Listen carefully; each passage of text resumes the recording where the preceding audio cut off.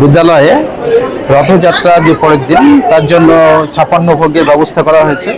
আমাদের যারা ছাত্রছাত্রী, যারা শিক্ষক শিক্ষিকা শিক্ষাকর্মী রাঁধুনি সবাই আছেন, সবার জন্য আমরা জগন্নাথ দেবের উদ্দেশ্যে ভোগ নিবেদনের পরে আমরা সমস্ত ছাত্রছাত্রীদের মধ্যে এবং শিক্ষক শিক্ষিকা যারা আছেন, শিক্ষাকর্মী এবং যে রাঁধুনি এবং অন্যান্য যারা নিমন্ত্রিত আছে সকলকে আমরা বসে এখানে খাওয়ানোর ব্যবস্থা করেছি।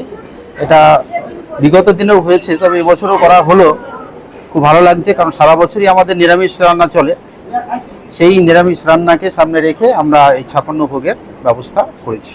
শুধু কি ভোগই হলো না, এখানে পুজো দেওয়া হলো বা কিছু? না, পুজো হলো, নিবেদন করা হলো জগন্নাথ দেবের উদ্দেশ্যে। প্রতি বছরই আপনাদের করা হয়? প্রায় প্রতি বছরই হয়। আমি তো আয়োজন করা 400 জন। আপনাদের স্কুলে কতজন ছাত্রছাত্রী রয়েছে বর্তমানে ছাত্রছাত্রী 1158 মতো। শিক্ষক শিক্ষিকাদের সংখ্যা? শিক্ষক শিক্ষিকা হচ্ছে 36 জন মতো।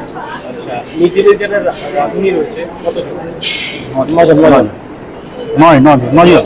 আচ্ছা, এই যারা মিড ডে মিলে রান্না করে তারাই কি এই রান্নাগুলো? তারাই রান্না করছে। আচ্ছা, এই যে খরচাটা এত বিপুল পরিমাণের খরচা হয়, সেটা কিভাবে ইয়ে করে? না, আমরা শিক্ষক শিক্ষিকা যারা আছে তারা কিছুটা আমরা সাহায্য করেছি। আমরা একজন এক একটা জিনিস আমরা কন্ট্রিবিউট করেছি।